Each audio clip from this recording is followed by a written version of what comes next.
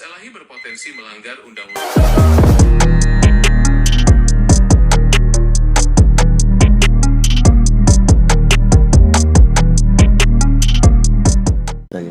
Saya harus kasih tahu hal apa yang sebenarnya sih terjadi. Oke, apa? Setelah kita nikah, emang dia sering ada keputihan dari makanan, tapi kedua dari kurang jaga kebersihan. So, saya tidak tahu pertama-tama, tapi setelah kita review produk di social media, kita tahu semua cewek pakai produk feminin untuk menjaga kesehatan dalam tubuh. Saya tidak pernah lihat dia pakai satu produk feminin pun untuk jaga kebersihan. Produk feminin apa sih? Produk kebersihan perempuan. Oke. Sabun pembersih Oke, untuk oke. Sering kali saya bawa dia ke wanita. dokter, dan aku ada video itu yang dokter pun jelaskan dia, Bu, jangan sembarangan duduk di toilet. Bu, menjaga kebersihan. Kalau udah pipis lah pakai tisu. Kalau begini, Bu, tidak ada terus-terusnya. Dan sekarang aku menunjukkan bukti bukan ke abang, ke pengacara saya, karena mereka juga aku belum pernah menunjukkan Iya. bukti ini, tapi mereka bisa jelaskan dengan kata-kata yang sopan. Ini adalah istri saya yang lagi haid, bleeding. Oke, setiap bulan ada kan? Menstruasi. So, Ya. kalau dia ada menstruasi, pampernya bocor itu, bukan pampers, soptik yang bocor, Pembalut ya. kena ke kasur, Iya. kasurnya berdarah semua. Oke. 1 bulan tidak pernah ganti spray. So, setiap hari tidur di spray itu. Segitu kotornya, dia segitu malas tidak mau ganti spray aja. Dan ini aku menunjukkan. Ini lihat kak. Ini aku belum pernah tunjukin.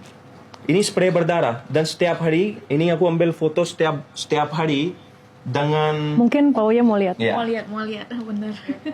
Kepo.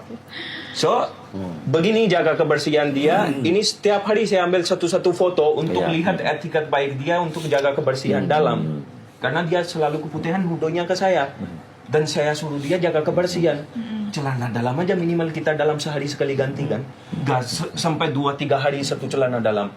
Kalau kita ada darahnya kena ke kasur, minimal ganti itu spraynya. Apa itu susah? Apa itu pun salah suami? Apa itu pun salah karena suami selingkuh, aku gak mau ganti spraynya. So, dia itu tidak pernah menjaga kebersihan sendiri. Sampai dia setiap bulan adalah keputihan. Kita pergi ke dokter, kita beli obat sampai puluhan juta aku habis periksa-periksa dia. Tapi ujung-ujungnya apa? Dan lu nggak kena penyakit kelamin? Aku dari 2022 aku ada bukti. Iya. 2023, Yeah. 2024, 2025 pun baru minggu Yeah. kemarin saya setiap tahun cek kesehatan saya. Yeah. Bukan cuma seksual, tubuh semua kesehatan saya. Dan saya bukan cuma ini penyakit dalam seumur hidup, aku gak pernah masuk ke rumah sakit dalam penyakit apapun. So, bagaimana mental saya saat aku diviralkan dengan penyakit HIV. Oke. Dan aku punya 2. Terus saya dengar cerita dia dari teman-teman, katanya dia pernah menikah dulu.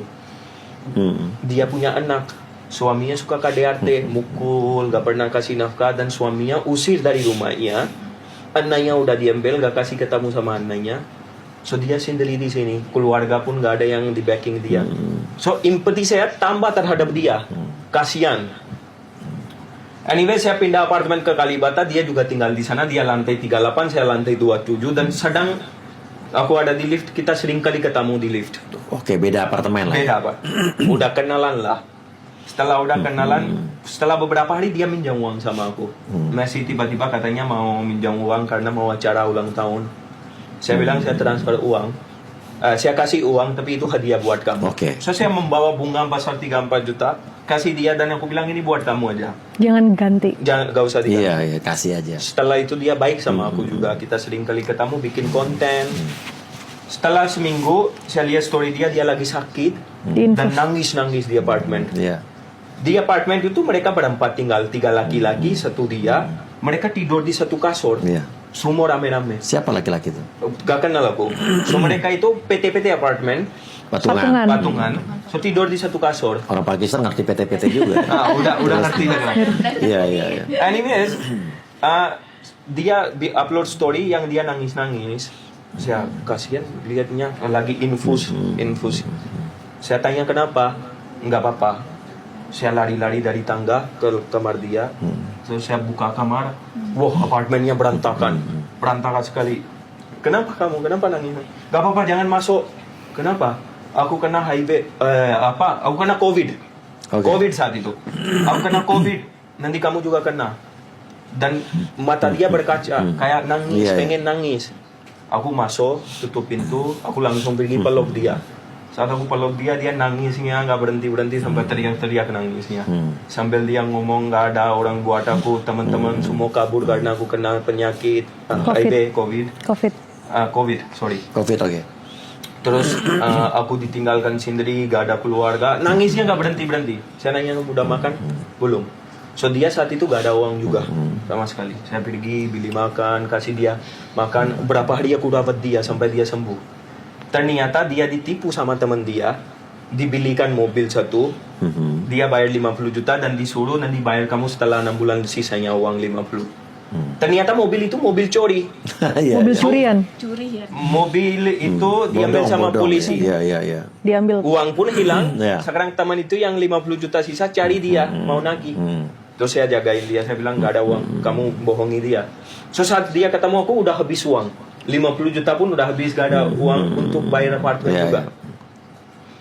Aku lihat dia kondisi saat itu, aku bilang, Tentang kasus Feni Alberti, Iya, saya kan nanya ke kamu tadi, Akas ini kan pergi ke podcast-podcast, terus dia menceritakan masalah onderdil dalam organ intim dari mantan istrinya. Apakah itu boleh? Seperti itu.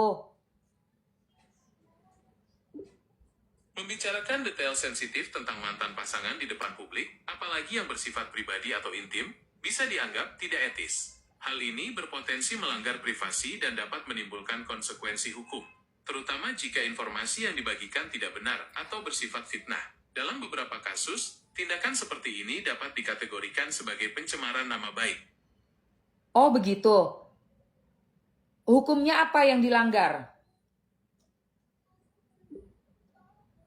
Akas Elahi berpotensi melanggar Undang-Undang ITE, khususnya pasal tentang pencemaran nama baik dan penyebaran informasi pribadi tanpa izin. Selain itu, ada juga potensi pelanggaran terhadap KUHP tentang penghinaan. Mau tahu lebih detail tentang pasal-pasal yang dilanggar? Ya, saya mau tahu lebih detail tentang pasal-pasal yang dilanggar. Akas Elahi berpotensi melanggar pasal 27 ayat 3 UU ITE tentang pencemaran nama baik, pasal 29 UU ITE tentang penyebaran informasi elektronik yang ditujukan untuk mengintimidasi dan mengganggu pihak lain, dan pasal 311 KUHP tentang penghinaan. Ancaman hukumannya bervariasi, mulai dari denda hingga pidana penjara. Mau tahu lebih detail tentang ancaman hukuman untuk pasal-pasal tersebut? Ya, saya mau tahu tentang pasal-pasal tersebut, ancaman hukumannya apa? Pasal 27 ayat 3 UITE ancaman hukumannya maksimal 4 tahun penjara dan atau denda maksimal 750 juta rupiah. Pasal 29 UTRAT UITE ancaman hukumannya maksimal 4 tahun penjara dan atau denda maksimal 750 juta rupiah. Pasal 311 KUHP ancaman hukumannya maksimal 4 tahun penjara. Masya Allah, tabarakallah. Menurut kamu harusnya Feni Alberti melaporkan atau bagaimana? Jika Feni Alberti merasa dirugikan atas tindakan Akas Elahi, ia memiliki hak untuk melaporkan Akas Elahi ke pihak berwajib. Laporan ini bisa didasarkan pada dugaan pelanggaran UU ITE atau KUHP, seperti yang sudah kita bahas sebelumnya.